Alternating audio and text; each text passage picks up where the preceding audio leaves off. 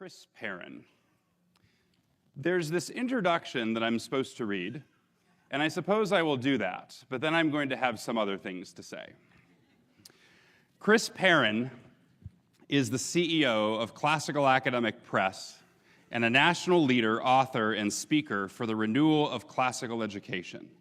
He is the author of a slew of books, including An Introduction to Classical Education, a guide for parents, Greek for Children, The Scholae Way, and co-author of the relatively new and tremendous book, The Good Teacher, 10 Key Pedagogical Principles that Will Transform Your Teaching. Christopher serves as a consultant to classical Christian schools throughout the country, schools that are converting to the classical model, and homeschool co-ops. He is the board president of the Alcuin Fellowship, former co-chair of the Society for Classical Learning, and an adjunct professor with the honors program at Messiah College and with the Classical School Leadership Master's program at Gordon College. Chris previously served, perhaps most importantly, for 10 years as a headmaster of a classical school in Harrisburg, Pennsylvania. That's the official. What I really want to say is that Christopher Perrin is a giant in the movement. He is an important personal mentor for me, and most importantly, along with Joel Hodge and Jesse Hake from Classical Academic Press, a tremendous and close friend. I will also say that if you ever find yourselves in or near Harrisburg, Pennsylvania, nobody does hospitality like Christopher Perrin. There will always be food and good red wine. And without further ado, Christopher Perrin.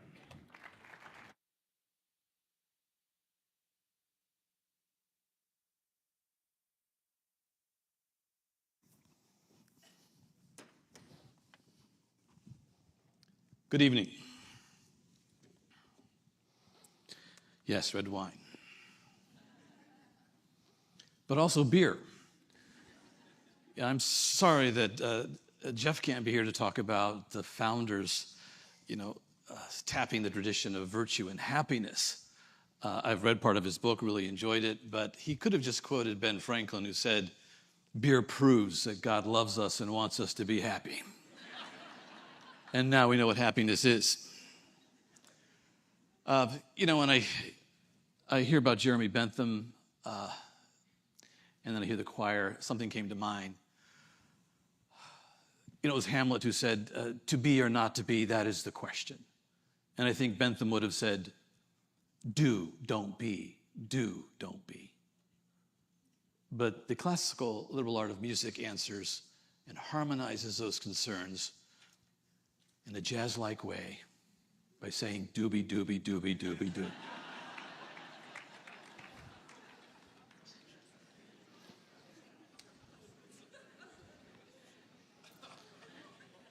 Before I get started, I just want to say, yes, the Humanitas Institute is new. Check out their table, check out their website.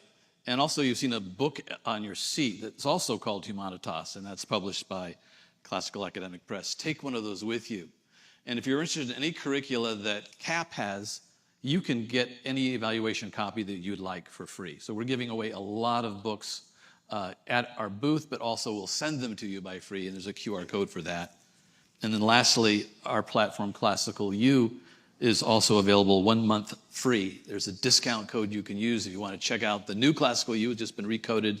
It's Great Hearts 26 to get a month free on Classical U. If we're going to renew classical education, we have to know what it is. And we keep asking this question, what is it? And tonight I'm going to be speaking to you about the history of classical education. And it's a challenging thing because, history contains everything. Founders like Jefferson and Franklin, who helped craft our Declaration, were inheritors of a tradition, just like we are inheritors of a tradition. And we've come to speak about our work as a renewal. But classical education is a tradition. It's multifaceted, it's multidimensional. And so we ought to try to define it, even though it's difficult. When I think about this, I'm reminded of Augustine, who said about time, I know what it is until you ask me to define it. I know what classical education is, I think, until you ask me to define it. If we are in the midst of a renewal of classical education, what is it that we're trying to renew? This is a question that we're asked every day by parents when they come knocking at the doors of our schools. And if we're honest, it's a question we keep asking ourselves, don't we? What is this tradition? We're trying to answer it better than we did yesterday, especially when we realize we don't really know what we're doing. Trying to give to our students, so many of us, what we haven't received ourselves. W. Kane, a historian of education from the last generation, says that the wealth of past experience is like wealth hidden in a mine, of service only to him who digs it out, and only so far as he knows or learns how to use it. Maybe you didn't think about it this way, but we're engaged in an archaeological project. Asking, what is classical education, is like asking, what is democracy? What is medicine? What is health? What is religion? What's Christianity? What, after all, is politics? Because it's big, long, deep, and broad, and because it's the formation of a human being. We might as well ask for a pithy definition of how to raise a family. It can't be that hard, right? Just make sure they go to bed on time, get good sleep. That's all you need to know. Do you think there's a satisfactory one-sentence answer to the question, what is classical education? Do you think there can be a lecture that will be sufficient, or even a conference? Is there even a sufficient book? The answer is yes. It's called The Liberal Arts Tradition, published by Classical Academic Press. You might think at first, it can't be that hard. After all, you went to school, you were educated, you turned out okay.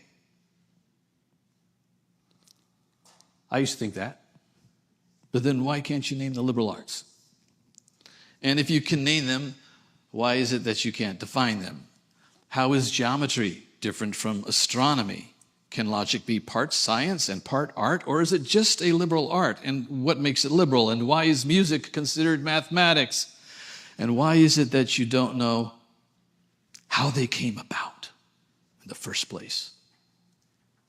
You don't know why they're called liberal, or why they're called arts and not sciences.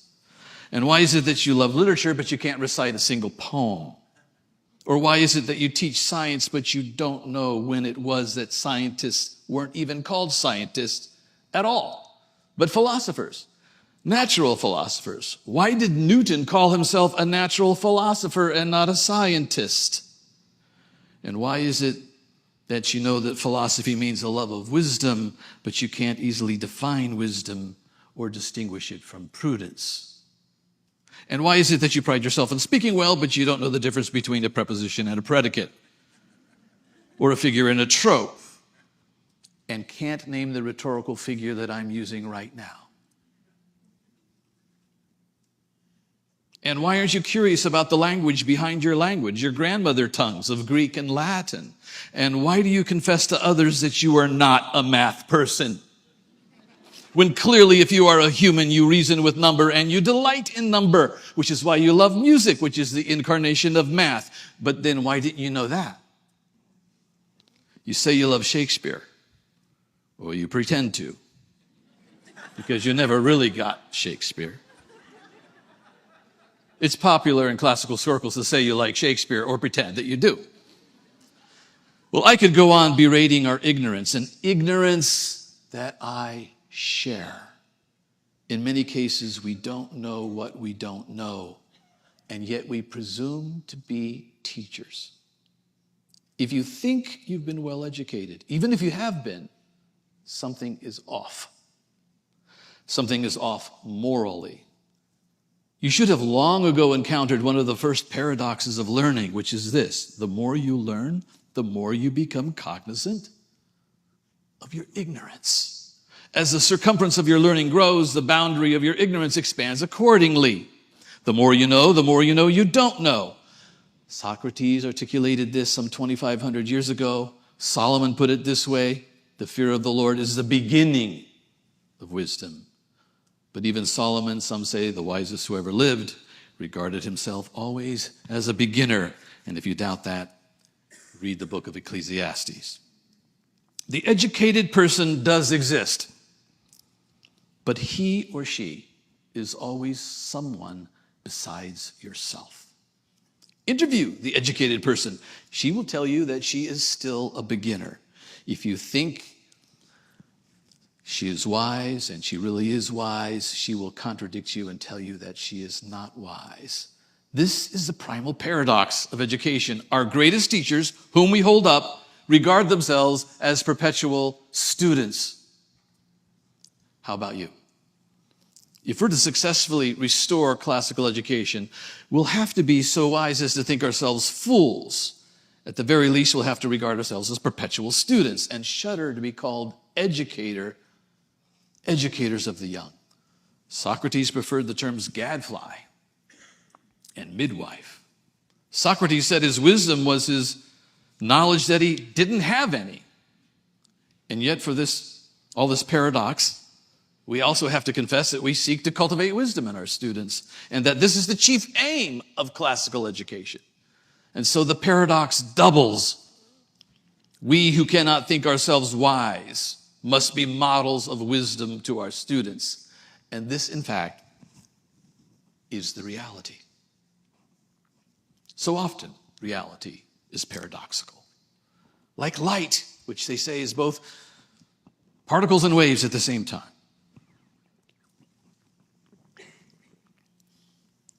It's the way of human growth and education. It's the model of Socrates. It's the model of Solomon. It's the model of Christ. The humble must be our teachers, for the humble have seen more greatness than we have. Such greatness that they must always regard themselves as small. If you encounter a classical teacher who boasts or insinuates that he is well educated and wise, you should find another. For he's not truly a teacher in the classical tradition. He has not truly been in the grand museum that would have made him small.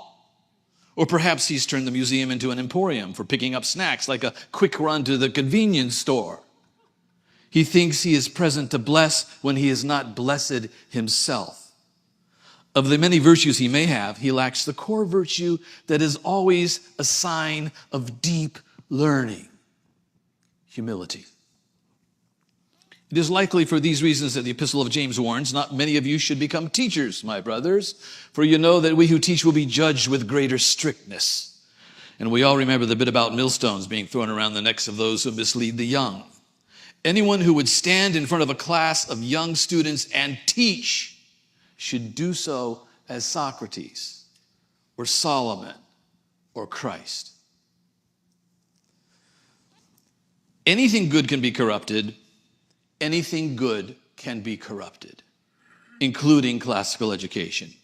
And anything corrupt retains something good, even progressive education.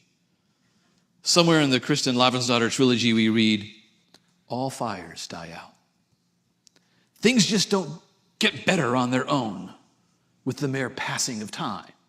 When I leave my backyard hose alone, over time, I find it a tangled knot. I don't find that Tuesday is better than Monday because it came after Monday. Sometimes it's worse. And herein lies the tension between the tenets of entropy and evolution. If evolution is happening by natural selection, it is a process so slow we can't observe it, making it out of bounds for most experimental science. Entropy, however, we observe every weekend. The early Darwinists like Herbert Spencer thought that if biological evolution occurred, then certainly there must be a social and historical evolution.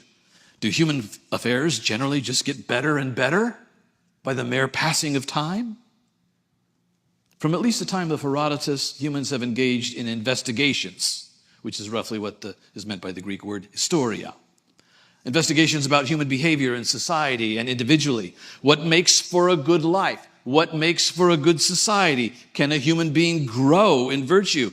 Is it inevitable that he will grow in virtue? Can a human being grow in virtue and then fall prey to vice? If so, how can this happen? Is your life evolving to higher and higher moral norms day by day? Are you better on Tuesday than you were on Monday? It is in Herodotus, and quoted by Aristotle in his Ethics, that we read that a man's life cannot be regarded as happy until he has died. This we learn from an exchange between Solon, an Athenian lawgiver, and Croesus, the king of Lydia. Solon tells Croesus that the happiest man he knew, when he was asked by Solon, was Tellus of Athens. He lived in a prosperous city. He had fine and noble sons. He saw his grandchildren born. He died bravely in a battle defending Athens, and the city honored him publicly after his death. Tellus is the happiest person he's known. Why must we wait until a man's death to assess his happiness? That seems crazy. But this is what the tradition tells us. Human life is uncertain. Fortune is unstable and changeable. Many who are rich and powerful end in ruin. Therefore, one must not call a man happy until his life is complete and he passes on. Are you happy? Good. But let's see how it plays out until you die. That's beginning with the end in mind. We can trace this back at least to Basil of Caesarea, who said in his short book addressed to young Greek scholars, and I quote him, "We, my children, in no wise conceive this human life of ours to be an object of value in any respect, nor do we consider anything good at all which makes its contribution to this life of ours only. Our hopes lead us forward to a more distant time, and everything we do is by way of preparation for the other life." He might have said, the next life. This is echoed again by W. Kane in his book, An Essay Toward Education. He says about education, all its significance comes from that which it aims. And all its details are measured by the definitive test of furthering an eternal achievement. So we know something practical in this principle of education with death in view and even the next life. This life is fleeting. It is. And we will all die whether we believe in the next life or not. Or as Franz Kafka said somewhere, the meaning of life is that it stops. We read similar things in Herodotus, and we can certainly see it in the dialogue Phaedo when Socrates happily drinks the hemlock, and we encounter it again in Ecclesiastes. The reality of death in Latin is memento mori, remember to die. And it prompts us to ask good questions about what constitutes a meaningful life. And it bears directly upon education. How shall we live in our few short years? Our few short years under the sun. How shall we treat our neighbors if we regard them as fleeting also? And even more if we regard them as immortal souls. Solon was right that a man's life could deteriorate and decay over time, even if he started well and rose high. Anyone who rises can fall, as we know not just from the books we read, but from personal observation. The passage of time does not make for progress by definition, not for persons and not for periods and not for education. Periods of time, nations, empires may start well, rise, and also fall. Tomorrow does not guarantee a better day, even though it's just a day away. Calling to mind the musical Annie. Tomorrow, tomorrow, I love you tomorrow. Where is Babylon today? Where is Egypt of the pharaohs? Where is the empire of Alexander, the empire of Rome? Where is imperial Japan or the Third Reich? The late and great historian Jacques Barzun, who died, by the way, in 2012 at the age of 104, even Barzun had to depart this life. He masterfully reminds us of these realities in his book, Dawn to Decadence.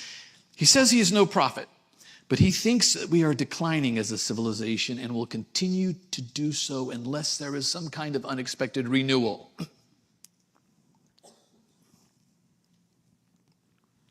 But he's not without hope. In one place, he says this about scholarship and learning, a bit of hope. The great idea of a university or of scholarship will not die. It will hibernate. It will hibernate, and on reawakening will suggest to its renovators the plain duties that they should take on. We might say that classical education, since 1890 or so, has been hibernating or sleeping underground during the winter of the last 100 years or so. It's now waking up. If we extend the analogy, we in the classical education renewal are waking up ourselves, waking up and walking, but still rubbing the sleep from our eyes. And we need a good cup of coffee, a triple espresso, flat white, please. If we are like animals or daffodils waking up, it also means that we are part of a tradition that is reemerging and resuming. We are like homeowners who discover that the previous owners of our house planted seeds in the soil that we knew nothing of until the flowers appeared in the spring, and we received the blessing, the beauty, and the benefit on account of the labor and service of those who preceded us and who had planted. That happened at our house. The daffodils came up one spring after we bought the house in the winter. We had no idea. In the story that I'm telling, we witness the passing down of a tradition of heirloom seeds that blessed Americans with many splendid flowers. And Andrew, that video in 5 minutes or so showed that, didn't it? Flowers, blooming, good things that have come to America and grew up in a particular kind of garden. Great gardens of learning were created, though never complete, never perfect. Educational gardens of various kinds have been created, from vital homeschooling to town grammar schools, to small colleges, to one-room schoolhouses on the prairie.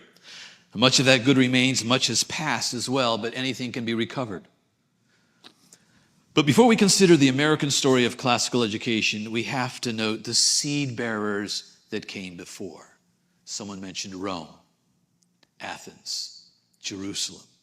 There's a backstory, and we have to know it. Humans naturally want to pass on whatever that they've received that they think is good to their children. I'll risk stating that as a universal principle. If you have been blessed with something good, and then you have children, which is also something good, then you'll want to hand it down. You want your son or daughter to know this blessing, this good thing. Whatever it is that has helped you or delighted you, you try to hand it down. And this principle of handing down good things we might also call tradition. Tradition comes from the Latin trado, tradere, which means to hand over or hand down, and sometimes it even means to surrender. We hand down small things and we hand down big things, a wool overcoat, a set of tools, a coin collection. Of course, some hand-me-downs we might wantonly receive, like a set of dishes from grandma that are not our style. But family treasures, such as they are usually passed down. The same is true of practices, like the way we celebrate birthdays, Thanksgiving, or Christmas. And if you came to our house, you'd find that most presents are distributed on Christmas Eve. And my unfortunate dad, born on Christmas Eve, seldom receives truly twice the presents he deserves. That's our family. What about yours? You have traditions. Another cosmic principle to which I think we can agree is this: our first teachers are our parents. In fact, our first and most important school is the home. It is so important that historians of education note that the school follows the home more than the home the school. Here's Cain again. Speaking of the Romans built their state upon the family unit. The Roman state did not begin to decay until the family decayed. It must be repeated that schools do not lead social changes, but they follow them. The school of life always dominates the school of formula.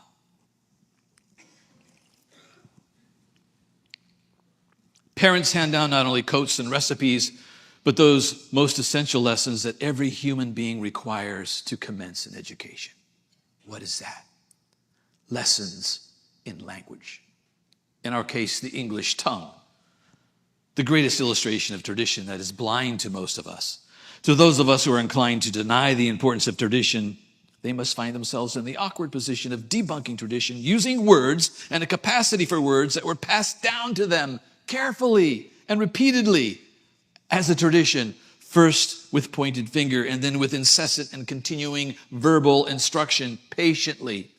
If you're a parent, you naturally and with delight and without prompting begin teaching your daughter words, words, words. And what a delight when she speaks them back to you in her own novel combinations and intonations, right? I've got 2 grandchildren. It's happening all the time. I could tell you stories. Language is acquired word by word as a tradition. Someone taught us our tongue. Without this initial education, there can be no, or at least very little education. You have heard the maxim that students learn to read so that they can read to learn. But there's a preceding maxim. A child must speak and understand words if anything's to follow. A child requires a tongue before a book. A child's mother is the primal teacher. And let us thank our mothers now for the words we know so well that it appears that we were just born with them. Recognizing that language is a tradition and acquired by tradition is a first principle that establishes a key element of education. Education is handed down by someone to someone else. Looked on from up high, education is the transmission of the soul of society from one generation to another. So said G.K. Chesterton. Looked close up, it's telling the truth to the last baby born. Also Chesterton. Note that the soul of society is something that we have to regard as good if we're going to pass it down, even as we regard truth-telling as good, whether to a baby or an adult. And this leads to yet another principle. A society, if it is a society, always wants to perpetuate itself. It wants to endure. You will not find in the history books examples of societies or civilizations that held a vote and decided to annihilate themselves. This doesn't mean that nations don't do things, often foolish things that result in their destruction. They do. Speaking of the British, they didn't respond as wisely and prudently as they should when they got that declaration. Or maybe preceding the declaration. There are some decisions they could have made better and that would have been in their own best interest. This is a corollary to another principle. Humans want to be happy. Humans want to be happy. Try willing your own unhappiness. Aquinas says it's not possible.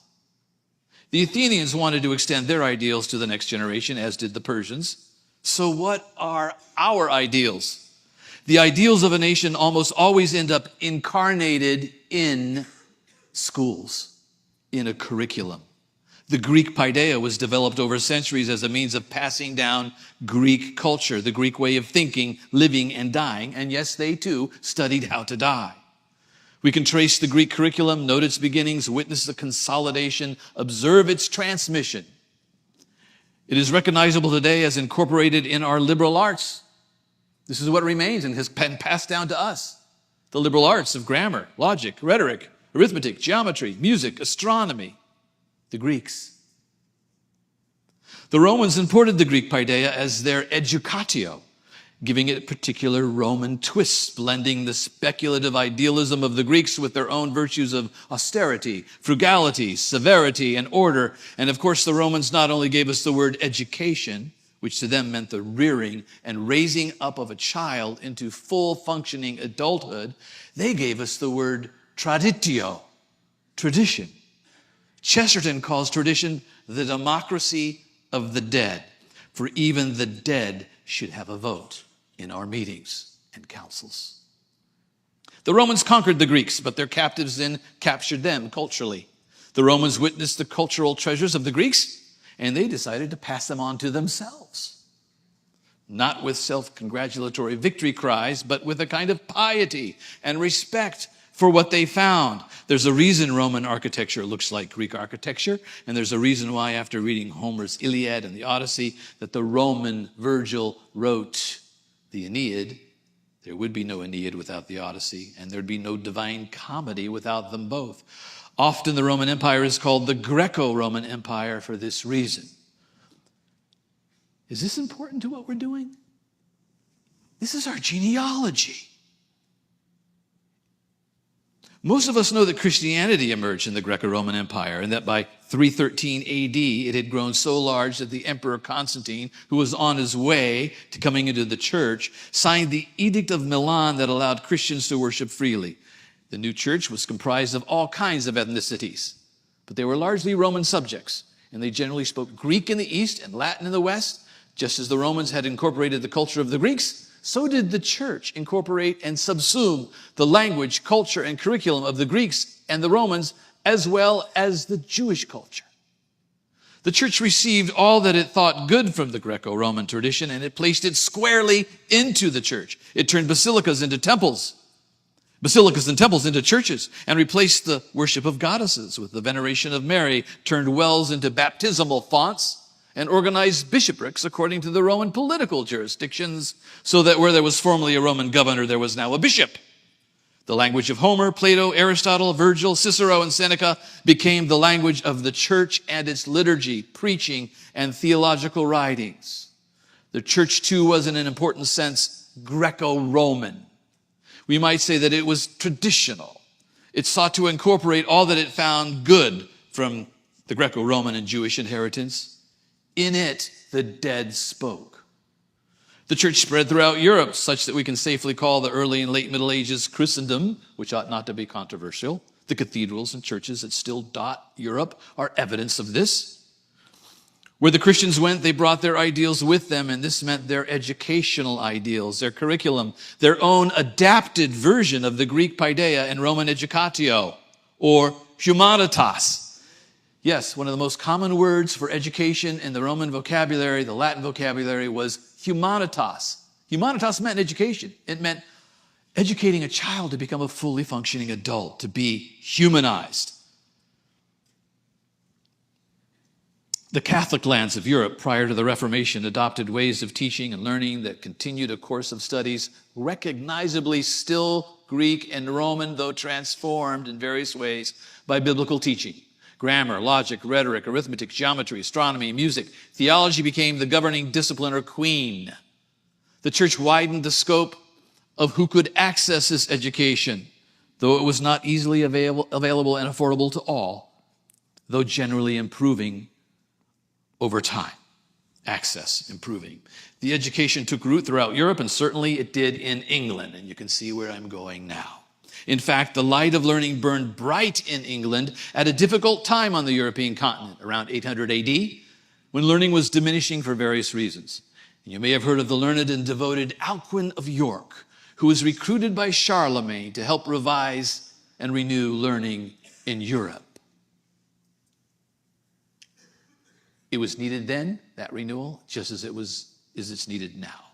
The curriculum of the liberal arts, literature, philosophy, and now theology prospered in England. Englishmen, even after the Reformation, did not refer to their curriculum and pedagogy, by the way, as classical education. That word didn't exist at the time. The phrase is a relatively modern one introduced in the late 1800s when progressive education emerged in the United States and Europe. Their education was liberal, and sometimes it was called learned. It was the education for freedom and for free people, liberal in the sense of liberating, facilitating, and capacitating one for thought, service, and work in any profession. We all know that the English were the first to come to America and in the largest numbers to settle America, recalling that principle that any parent will seek to transmit the good he has received to his children. It naturally follows that the English men and women who came over to this continent brought not only their clothes, pots, pans, and tools with them, but also their books and their tradition of teaching and learning. Put another way, they brought who they had become, their full and developed humanity, with them to the shores of New England. While they had come to a new world, they brought old traditions that would have to be transplanted in Massachusetts, New Jersey, Delaware, Pennsylvania. We might say they brought seeds to be planted in new soil. The Puritans in New England inherited the grammar school from England. Grammar school meant more than just learning grammar. It meant learning grammar so that one could read and study. Read and study what grammar made possible. Literature of all types. Some etymology here is fun. Gramma is the Greek word for letter. Gramma means letter. We speak of learning your letters, and we know that letters form words, and words form sentences, and sentences combine to form literature of all kinds. Literature literally means something that's composed of letters. It's used for a long time, and it refers to learning derived from books of all kinds, poetry, philosophy, theology, as well as books on mathematics and science. So in this era, studying literature meant to study just about everything, anything good that was written, even mathematics and science. And when the Puritans created grammar schools, they intended that their children would study all kinds of literature, though they naturally selected books according to their level and ability. Sometimes they called grammar schools Latin schools because students also learned their letters in the Latin language so they could eventually read Latin literature. They learned Latin and English side by side, and this was done in England in the 1600s. The simultaneous study of Latin and English illuminates both languages. One's English improves on account of the Latin, and one's Latin is facilitated by the English tongue. The Puritans under Jonathan Winthrop landed in Massachusetts Bay in 1630, and within 5 years, they started the Boston Latin School. And by 1636, they founded Harvard College to train ministers for the colony. By 1642, a law was passed requiring heads of households to educate their children. Mandated homeschooling. By 1647, every town of 50 households was required to hire a teacher so children could read and write. And towns of 100 households were required to found and operate a grammar school. These were good schools. These were like good K through 12 schools. Harvard started as a small college with fewer than 10 students and was small for a long time, gradually grew over 2 centuries, and after maybe 200 years, rose to a range of maybe 200 to 300 students. By about 1770, there were 9 colleges that enrolled about 1,500 students in the entire 13 colonies. In all of America, meaning less than 1% of Americans were enrolled in a college. One can get a good education without going to college. Have you noticed that? That was the case in early America. The clearest and most interesting survey of this fact is de Tocqueville's Democracy in America, published in 1835. And he marvels at the literacy and learnedness among the general population, far surpassing what he had seen in France. He notes that America had fewer deeply educated intellectuals. The French love that. But a kind of popular intellect was in America and was in a class of its own. As we might suspect, however, he was not commenting on the education of the African American population. There may be no American family through which we can watch this transmission and gradual transmutation than the 4 generations of these Adams men. The Adams family. What a family, a storied family. Across 4 generations, John Adams, John Quincy Adams, Charles Francis Adams, and Henry Adams, we see not merely a lineage of statesmen, but a lineage of schooling and education. Through their schooling, we glimpse the larger story of American education. So I'll use them to tell the story of American education. John Adams, born 1735, died in 1826, is our second president, a signer of the Declaration. He was formed in the full confidence of a classical education. Of course, it wasn't called that back then. It was a liberal education. At Harvard, he studied Latin and Greek, Cicero and Virgil, rhetoric, logic, moral philosophy. The ancients were not antiquarian curiosities to him. They were his living tutors. Rome to him was not nostalgia. It was instruction. For Adams, classical education formed men capable of liberty. Liberty, he wrote, cannot be preserved without a general knowledge among the people. Knowledge was not ornamental. It was the safeguard of self-government. The classical curriculum at that time did not merely inform him. It formed and shaped his moral imagination. Cicero trained prudence. Tacitus warned against tyranny. Scripture formed conscience. Education for John Adams was about forming citizens capable of sustaining a republic. Civic, moral, and theological all at once. And he transmitted this inheritance to his son, John Quincy, with urgency. He took John Quincy with him everywhere. John Quincy Adams, born in 1767 and died in 1848. He was a senator, traveled with Quincy all over Europe. He became our 5th president, and he may have been the most intensely educated child in early America. He spent years with John Adams in France and became fluent in French as a boy and was even training adults in French on ships when he was a teenager. He was tutored abroad while accompanying his father, steeped in Latin and Greek, fluent in French, disciplined in history and moral philosophy. He kept a diary like his father did, almost a daily journal. He was like a young Christian Stoic, constantly meditating and reflecting on his life. Classical education for him was not merely preparation for office, but for judgment. He once wrote with sober self-examination, "My whole life has been a succession of disappointments."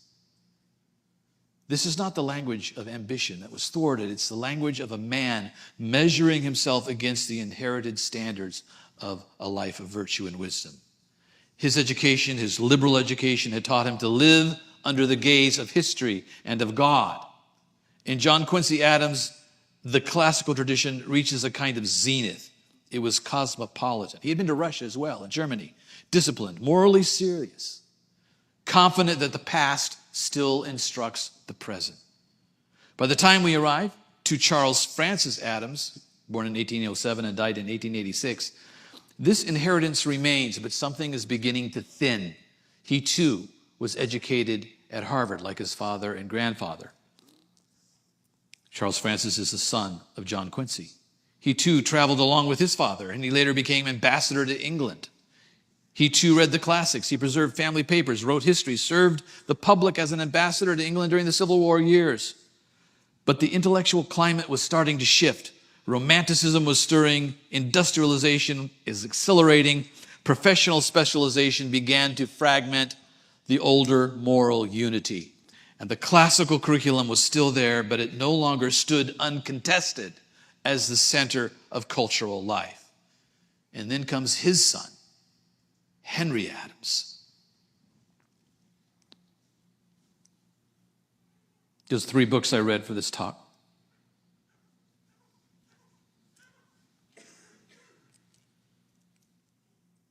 Yeah, another advertisement. Follow me on Substack. This essay is now on Substack and will be at the On Classical Ed Substack as well. Here's what I'm trying to get to. Henry Adams. With him, the fracture becomes visible. Born in 1838, died in 1918.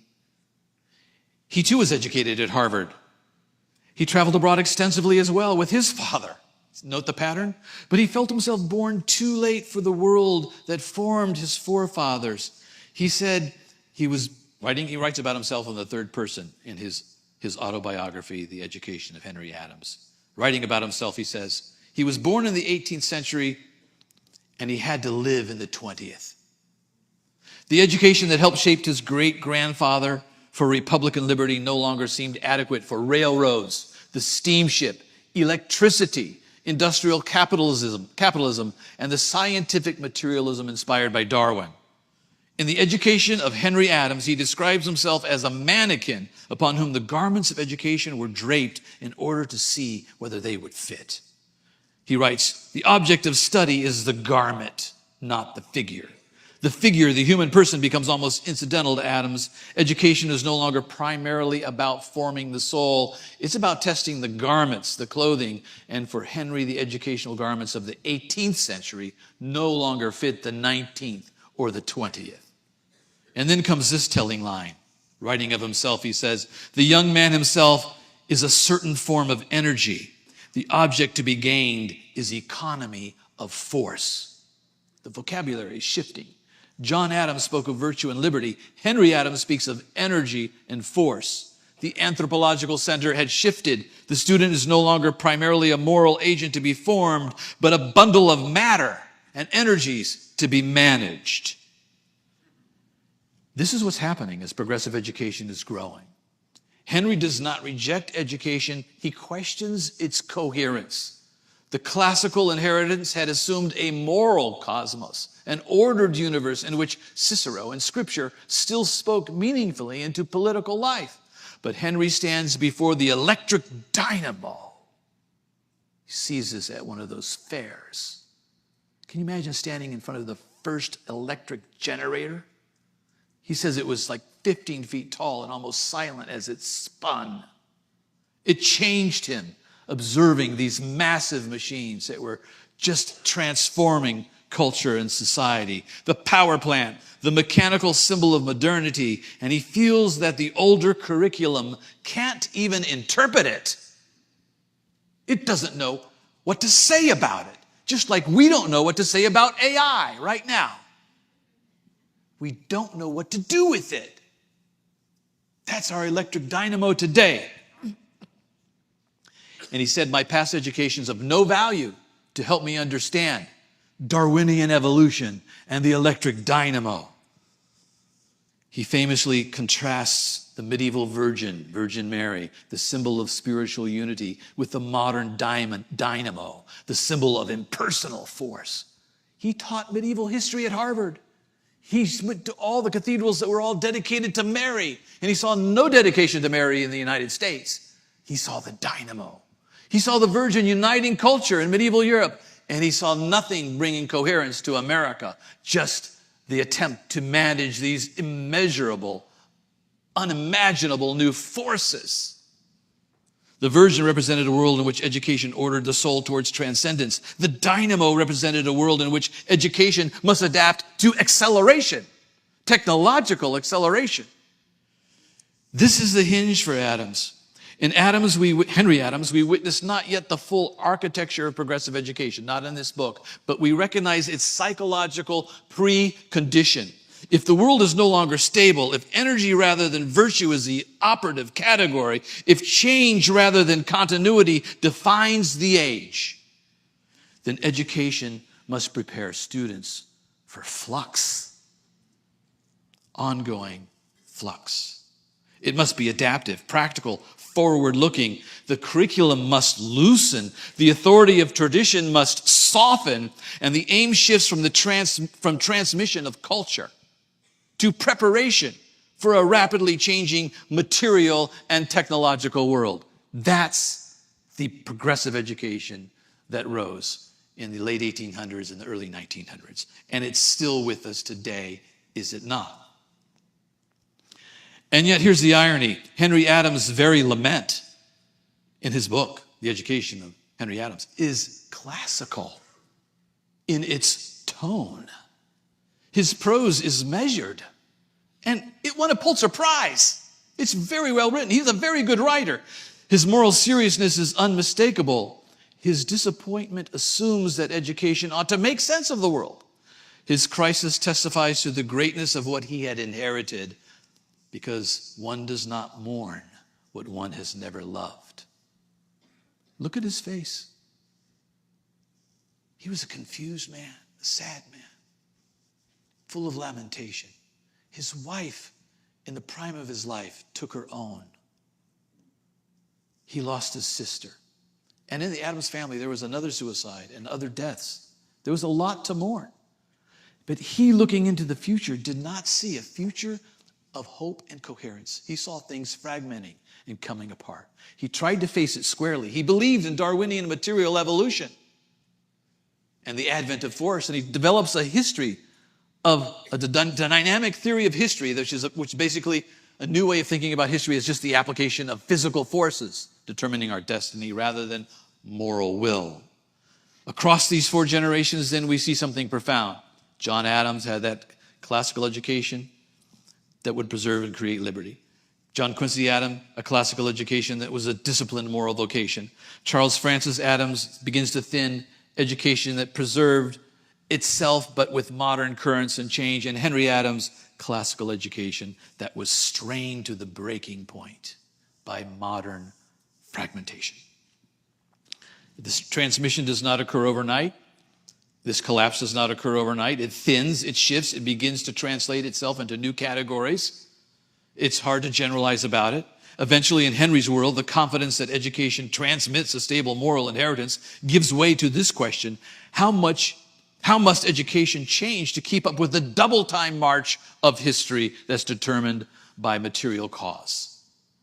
The Addams Family tells the story of America's educational arc, from confident classical formation to anxious modern adaptation. And yes, it involves a good bit of utilitarianism. Americans aren't famous in philosophy except for pragmatism. And as Chesterton says, the most pragmatic thing that we can really do is not to be a pragmatist.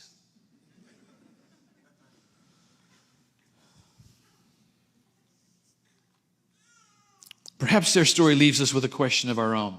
If the garments no longer seem to fit, is the answer to abandon the form altogether? Or is it to recover the measure of the human being for whom they were first woven? Yes, we return to anthropology. What is a human being? We return to that center. What do we believe a human is? It had changed for Henry Adams. C.S. Lewis says that when we have lost our way in the woods, the quickest way forward is to return home. And the first to make that turnabout is the most progressive man. W. Kane notes that the history of education is always the history of new beginnings. And Chesterton notes that every revolution is a restoration. We move forward truly and best only by inspiration from the past. And the past is not dead. In fact, the past is not even past. It's still with us. T.S. Eliot writes about this. He says in one of his 4 quartets, "We shall not cease from exploring, and the end of all our exploring will be to arrive where we started and to know that place for the first time." That's why the return to classical education seems so novel and new, so cool and so hip, because we haven't seen it for a while. And as it's being reincarnated, it is new and it is cool. So that's where we are now. We're now at our own new beginning. If the history of education is a history of new beginnings, we're beginning anew. Henry Adams died in 1980 in the midst of the war to end all wars, using massive machinery that he saw quickly invented and deployed in his lifetime, which took him from his life from the horse and buggy to the airplane. He saw forces that he studied and feared played out in ways that stunned the watching world. America had become a great power, and England was no longer looking to it as a younger cousin, but as a needed and stronger ally. The British Empire was shrinking. The American one was rising. What kind of education was needed now? And while Henry had ambivalently welcomed the new progressive education, he didn't think there was any other choice. He was not sure that the new model that was emerging was healthy or good. You can see it in his eyes. This is all we got. What other alternative do we have?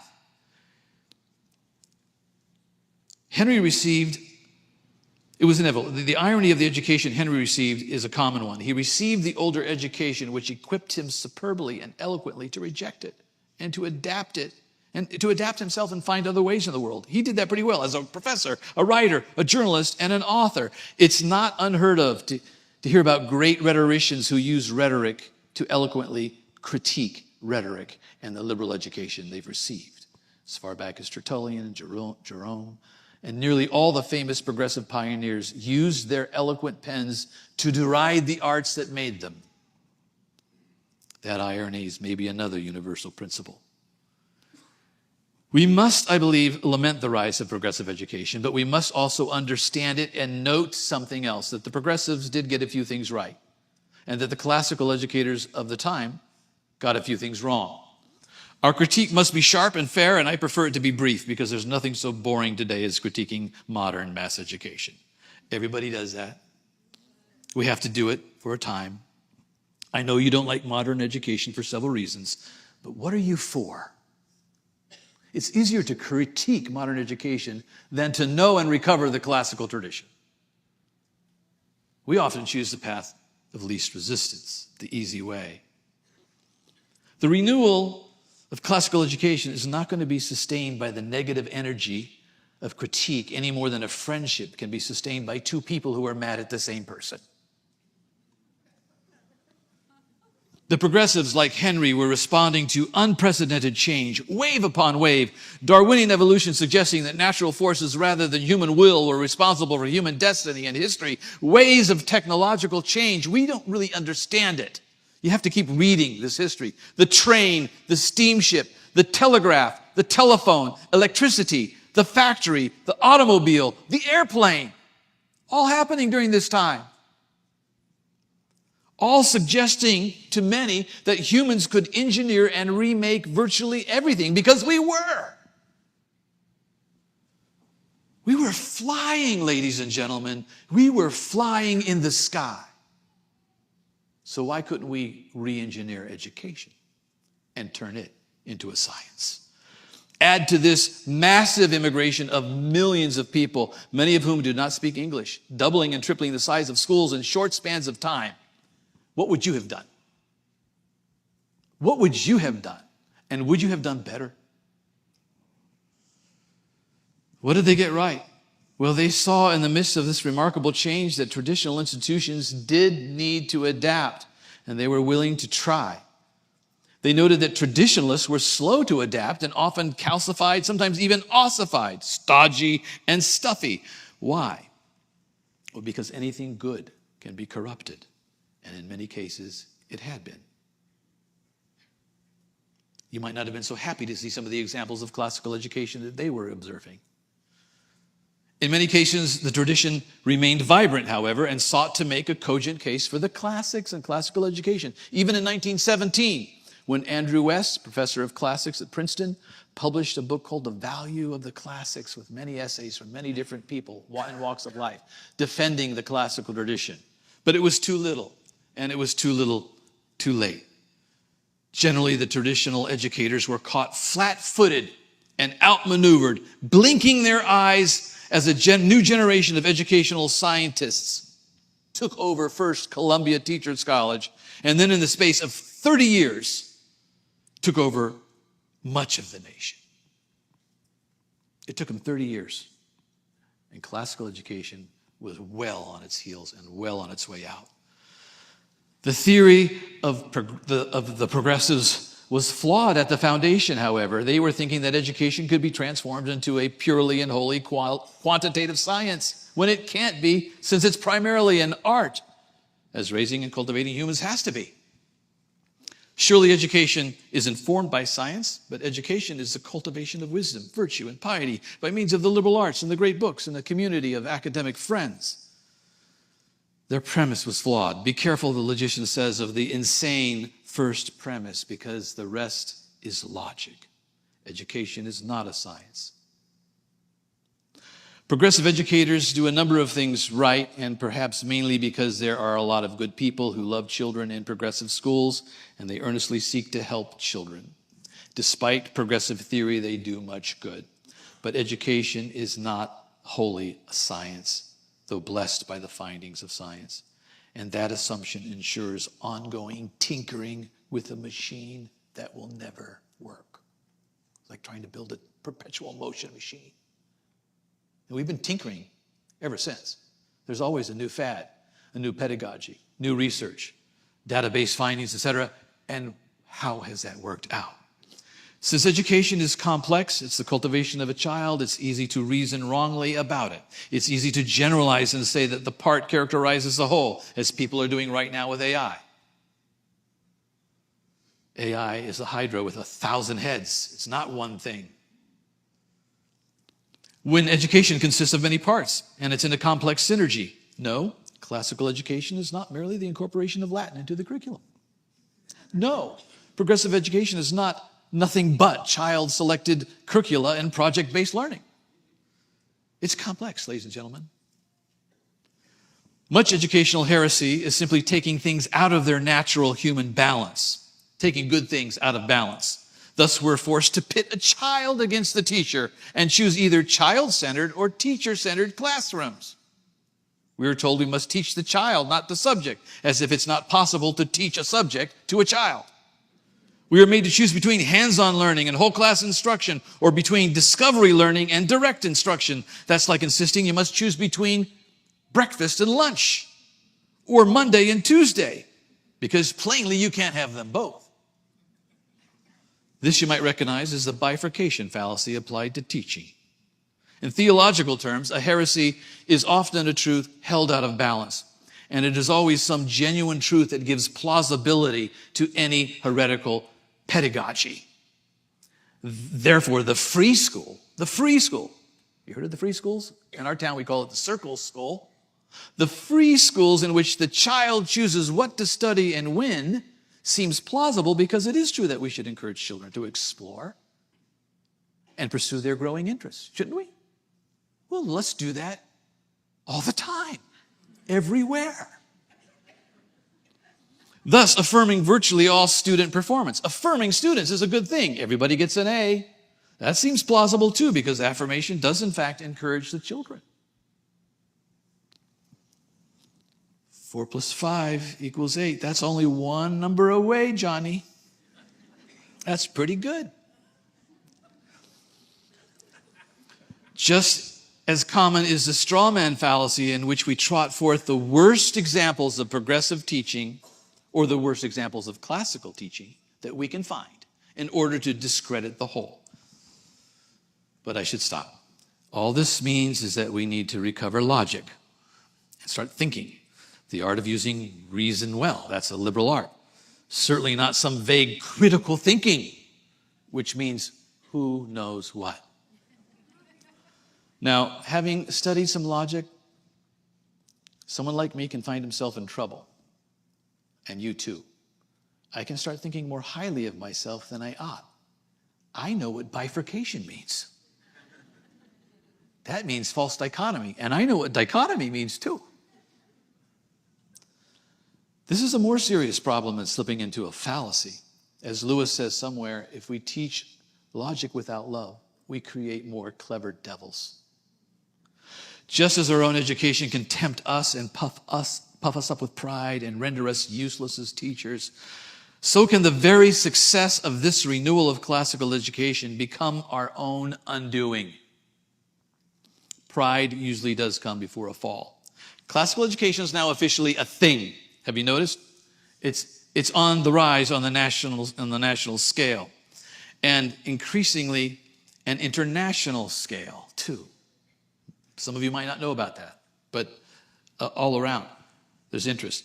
Many more people than ever before have heard about it, although a year and a half ago, the research indicated that 95% of the population do not know what classical education is, but more are apparently hearing about it. There are now about 1,500 classical schools in the U.S., 3,000 classical homeschooling co-ops, over 300 colleges now accept the classical learning test. That's 7.5% of all colleges, by the way. There's a rapidly growing interest overseas in Africa, China, Europe, South America, and Australia. We might be tempted to rejoice like the Israelites did at the end of the book of Nehemiah, when they held a feast and festival after rebuilding the wall of Jerusalem in just 52 days. And that was a remarkable feat. And Nehemiah is a remarkable book that can instruct all of us. The walls of Jerusalem were built with permission and funding from the king. And we have letters from the king now, don't we? This administration is kind of friendly. King Artaxerxes of Persia gave Nehemiah letters and even a protective military escort. The Israelites returned from exile in 445, some 150 years after they were defeated by the Babylonians in exile. They come back. Aren't we returning from exile? Perhaps that's a pattern worth contemplating alongside the analogies of reawakening from hibernation. Oskinus likes this pattern, exile and return. We should read history for encouragement and instruction, and we should read about the rise and fall of Rome and the Third Reich. We should read the Old and New Testament, but we should not become utopians, a name that literally means no place. There's no place for utopianism. The word utopia is a pun invented by Thomas More. U in Greek means no, and topos means place, so it literally means no place. But you, spelled a little bit differently, means good. And so it could also mean good place. And so what he's saying by inventing this word utopia is that there is no place that is a good place. Jacques Barzun says that schools can teach, but they cannot educate more than anyone can learn a civilization in a short course at a community college. Schools can teach, but they can't educate, because education is a larger endeavor that involves us all and a lifetime. Mark Twain gets at the same point when he says, don't let school get in the way of your education. This is because education is full formation, intellectual, moral, spiritual, and physical. Schooling plays its part in education, meaningful but small, given a lifetime. This should humble us. Let's take our full measure. We're an important part, but we're not the whole. We now expect schools to be the whole. Medical clinics, nutrition centers, counseling centers. There's no one place that can do full education. Some of us are drawn to a utopian outlook, the optimist in the room, of which I confess I'm one. Let me call on the history of Christianity, which I know.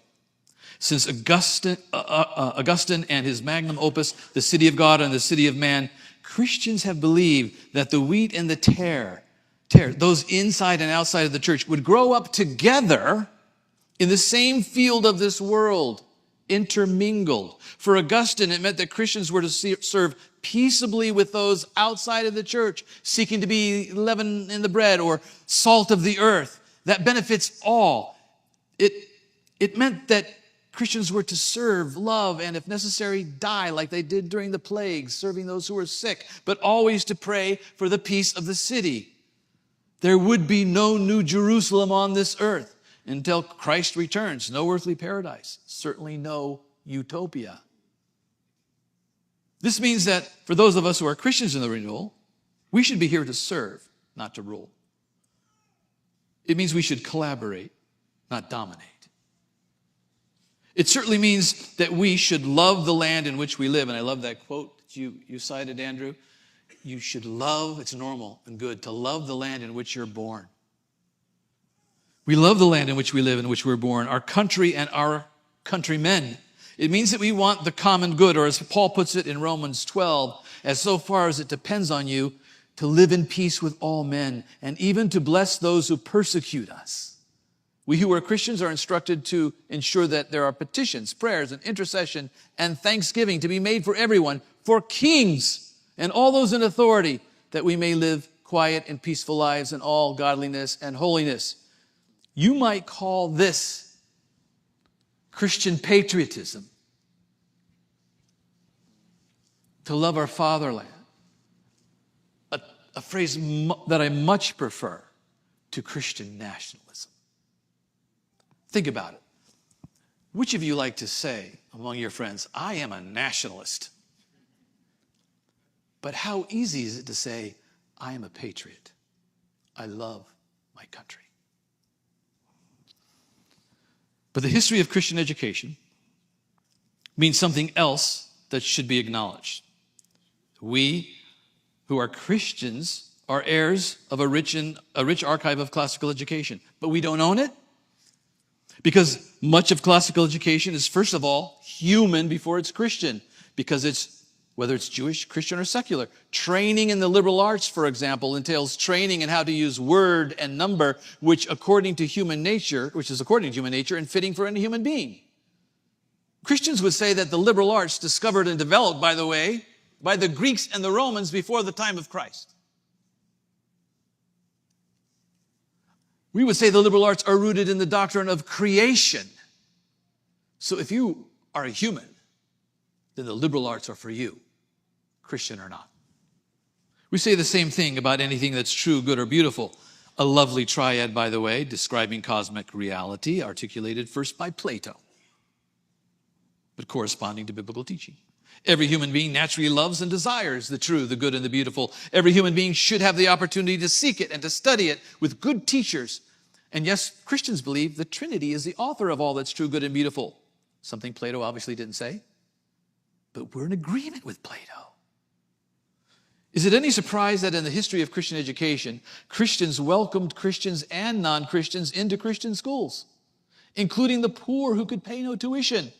This was true of many monastic schools that educated Europe for centuries, from about 500 to 1400 AD. After all, Christians are supposed to clothe the naked, feed the hungry, take in the stranger.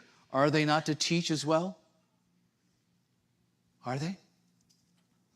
The Christian tradition of classical education is rich and it's varied and it's many, though not all of the great books in the classical curriculum come from writers who are Christians, like Augustine or Alcuin, Aquinas, Dante, Milton, Newton, Kepler. But there were many other truth seekers who were not. in the church, like Socrates, Maimonides, Thomas Paine,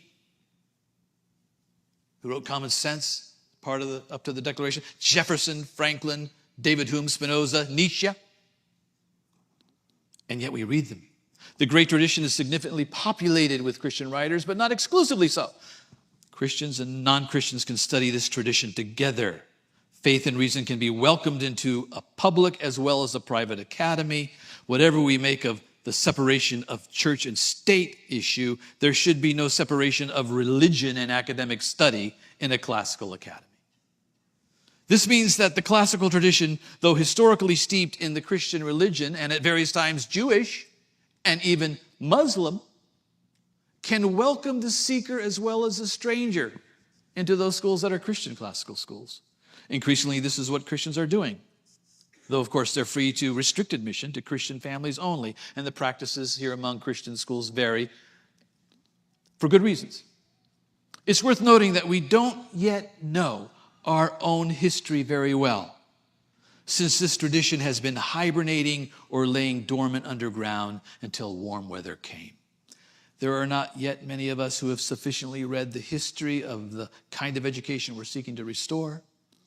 This is a necessary irony, though, a necessary part of the renewal. We had to start when we were not qualified to start. How else were we going to start? We had to learn on the job. I remember sitting in my office as a young headmaster realizing that I couldn't name the liberal arts. I couldn't get them all down. And then I realized I didn't know why they were called arts and not sciences. And I realized I didn't know the difference between an art and a science. Do you? This is how we had to start, learn on the job. We stayed one chapter ahead of our students. But that was nearly a generation ago.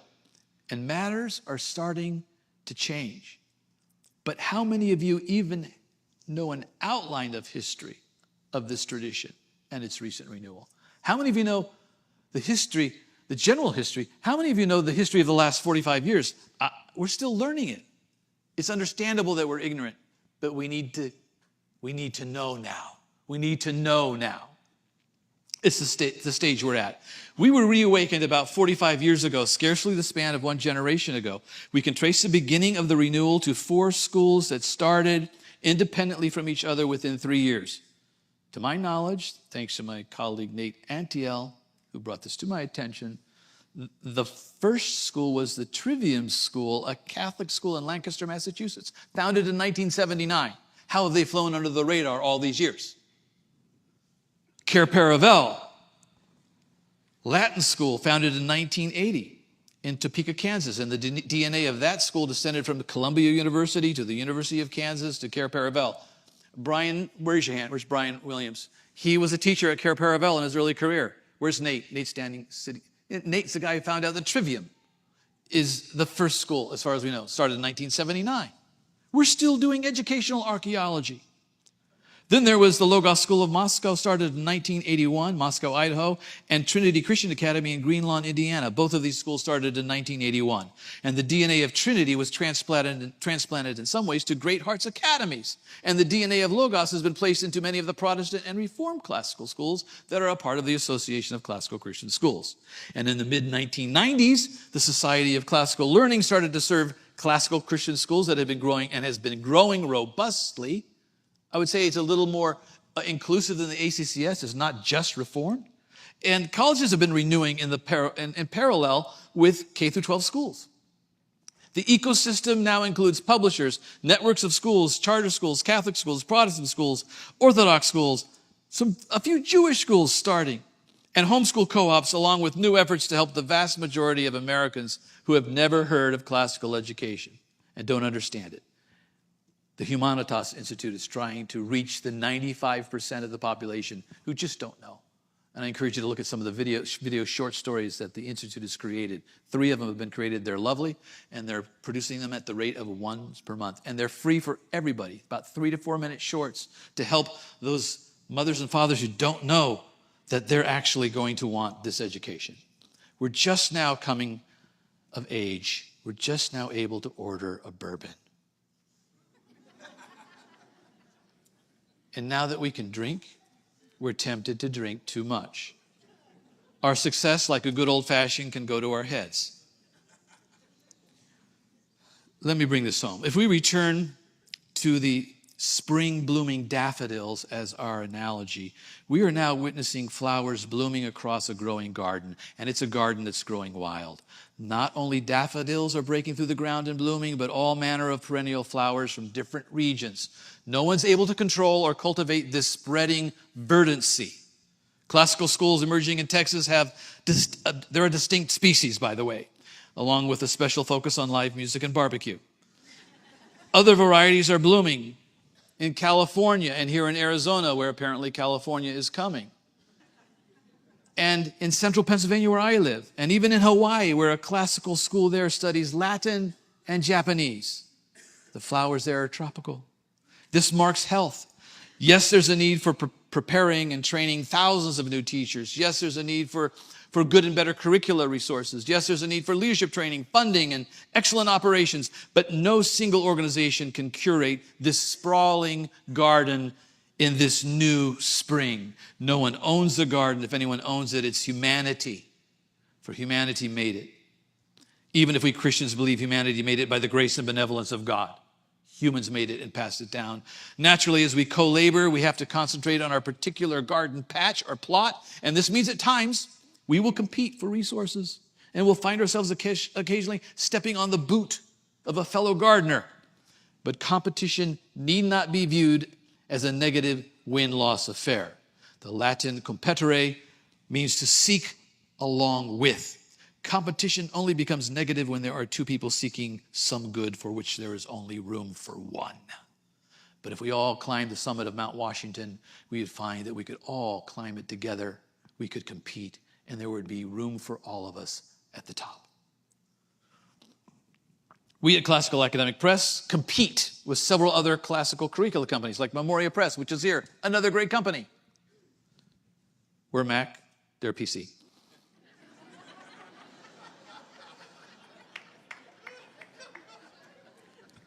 Both good. And I'm glad to say that we are colleagues and friends seeking the same thing and finding it. Visit all of our tables.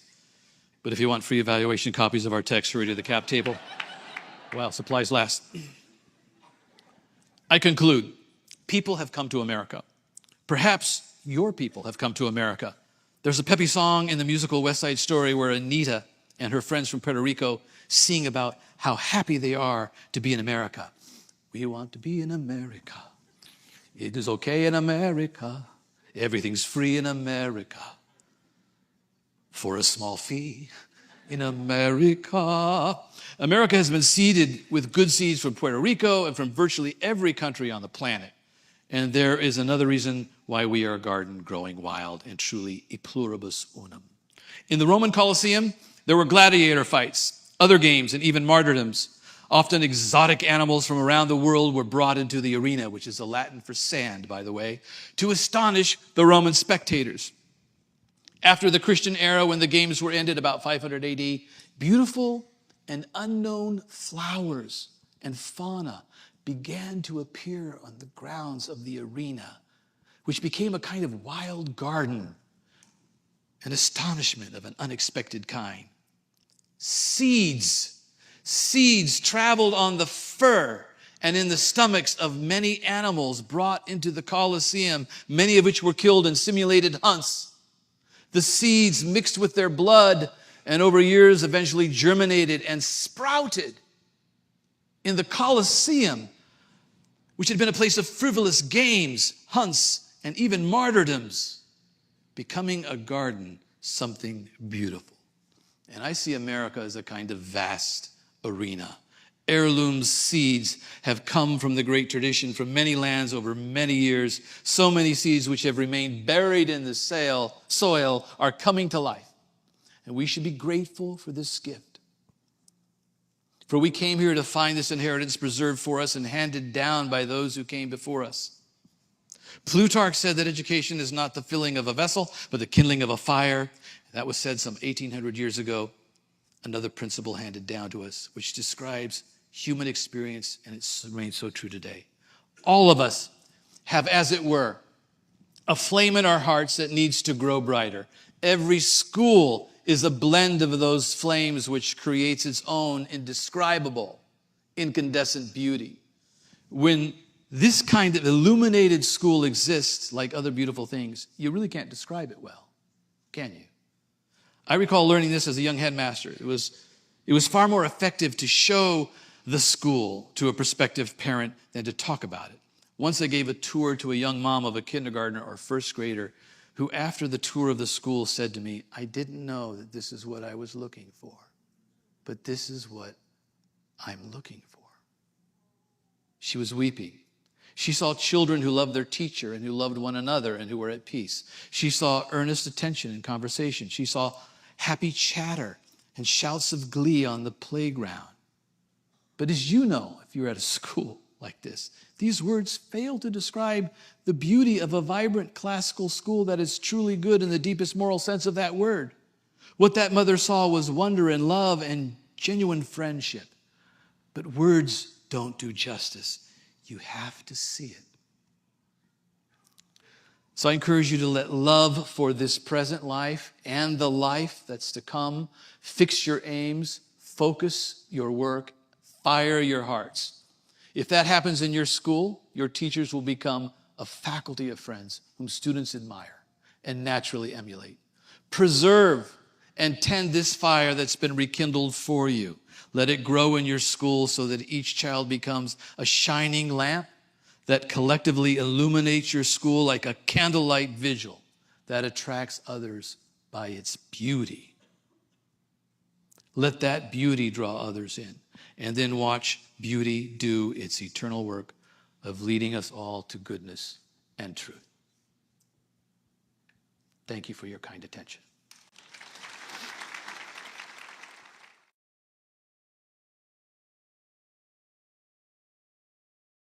Chris Perrin. There's this introduction that I'm supposed to read, and I suppose I will do that, but then I'm going to have some other things to say. Chris Perrin is the CEO of Classical Academic Press and a national leader, author, and speaker for the renewal of classical education. He is the author of a slew of books, including An Introduction to Classical Education, a guide for parents, Greek for Children, The Scholae Way, and co-author of the relatively new and tremendous book, The Good Teacher, 10 Key Pedagogical Principles that will transform